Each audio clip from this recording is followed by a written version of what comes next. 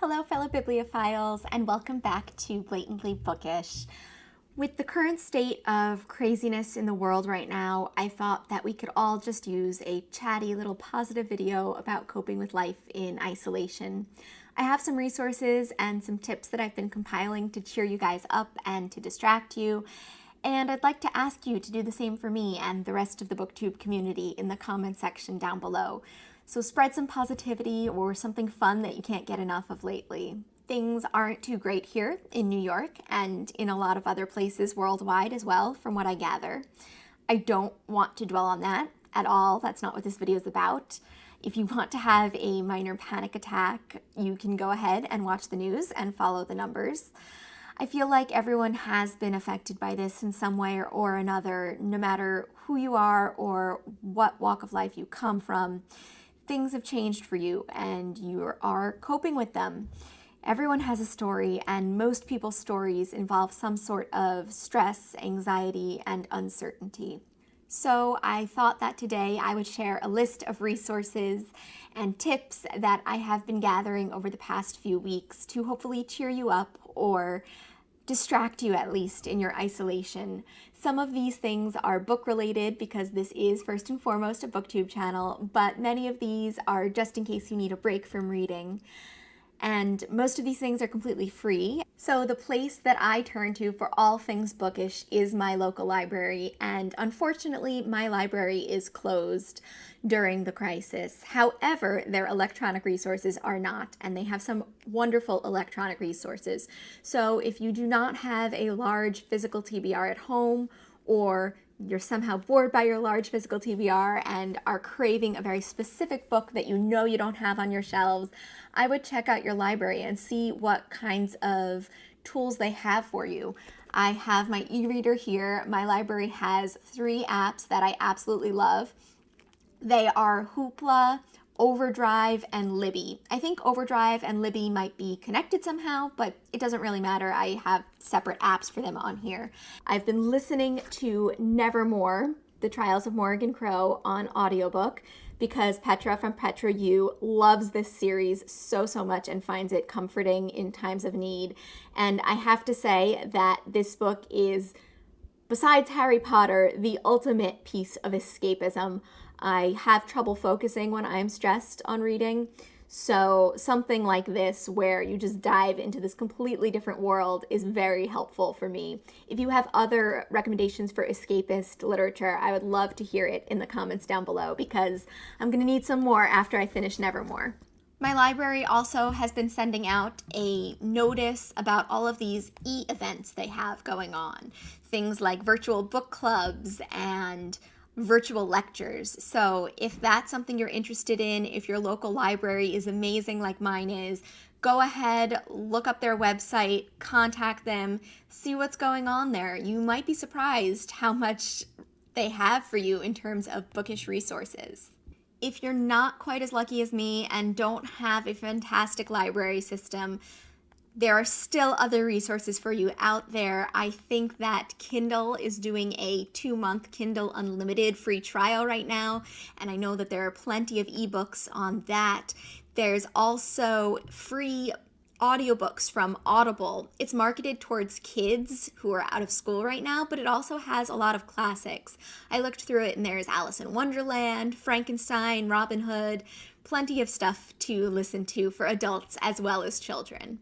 And the last bookish thing I want to talk to you about is BookTube, of course. I am sure that plenty of you have been turning to BookTube during this time, and I've actually been avoiding social media for the most part, including BookTube lately.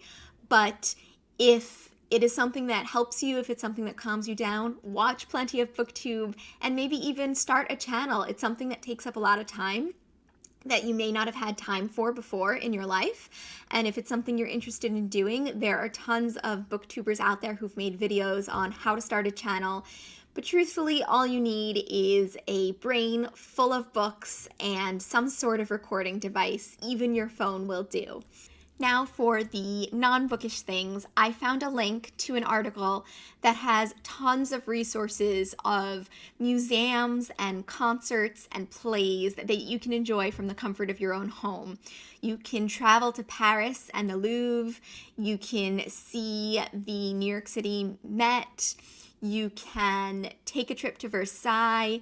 It's all online. Really, if you have an internet connection, you can go anywhere nowadays. So it is a great resource for you to have. I'll link it down below. Something else that's been keeping me sane lately is actually a meditation app. And I don't usually like meditation apps. I've tried Headspace before, Calm, but none of them have really done it for me.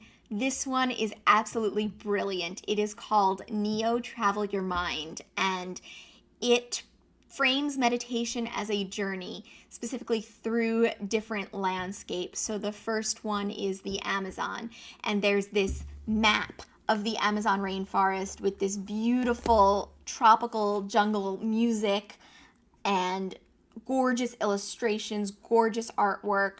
Here, I'll show you the map. And it takes you on these guided meditations that are either 6 minutes. Why is it not going back? Because I'm pressing the wrong thing. Takes you on these guided meditations that are either 6 minutes, 10 minutes, 20, or 30 minutes, depending on what you have time for that day. And each meditation gives you a quote. And unlike some of the other apps I've tried before, all of the quotes that you receive are stored in a little quote book, and it has some illustrations that go with you there. So it's been very calming. I highly recommend it. Something else that I've been loving lately is yoga, and luckily for everyone in the world, there are so many free yoga classes online. My favorite is Yoga with Adriene. Adriene is the best yoga teacher I know. She's calming, soothing, funny, and really great at teaching all levels. I think that you can jump into any one of her videos, whether you're a novice or an expert. So, I mean, I've been to yoga classes that I've had to pay for, those that I haven't, and Adriene's caliber of yoga is the same as any class you go out and pay for, I think. She's absolutely phenomenal, and I highly recommend that you check out her YouTube channel if you've never heard of her before and are interested in starting yoga or doing some light exercise. But if yoga is not your thing, there are tons of other free exercise opportunities around. I'm going to link an article in the comments section about some exercise classes, but if you just Google free exercise classes, they are abundant right now. I think part of the reason there are so many free resources and free trials available right now is because these businesses are hurting and they want to give you free samples so that you fall in love with them and fall in love with their products and continue to use them and pay for them in the future when this is all over. But either way, there are still some great free trials out there right now, some great free products. I also downloaded an app called Down Dog. They have yoga, they also have bar. I haven't tried them yet, so I can't really speak from experience on that, but I've been loving Yoga with Adriene. So take a look, see what's around, see if you can't find some exercise that you like to do, because it'll make you feel better while you're cooped up inside. It'll improve your mood, and it's just a wonderful thing to do. Another thing that I highly recommend is to interact with those you live with more if you're lucky enough to live with someone. I live with my husband, and this has been a wonderful time, a wonderful opportunity to just have discussions with him. We have hours of time that we previously didn't, and we can sit and have philosophical conversations or just talk about our lives and our histories. The other day we had a 2-hour discussion about his job and what he really does for a living and the ins and outs of what he does, the people he works with, his coworkers, so that when he just tells me stories about work, I understand them better and I hear where he's coming from. And it was just so wonderful to connect with him on that level. And usually we wouldn't have that time to just sit and discuss and relax and connect with each other. So if you live with one person or multiple people, take this time, take this opportunity to just talk with them about anything and everything and connect with them on a deeper level. And if you're not lucky enough to live with someone, if you live alone, you can reach out to other people on Zoom or Skype or Facebook Messenger, or maybe even partner up with someone else who lives alone and just kind of put them on in the background for company. My husband and I were talking with one of his friends, and we ended up in this chat group where we watched one of his friends cook lasagna. It was kind of like the Food Network, but with a group of all your friends to discuss things with at the same time. So, he was showing us the lasagna and how he was preparing the meat and how he was preparing the cheese. And we were saying, tilt the camera a little. And then we started having completely different discussions about pets and other things. And it was a really lovely experience, actually. The next tip is something that I've been trying to do with varying degrees of success, and that is to stay away from your phone.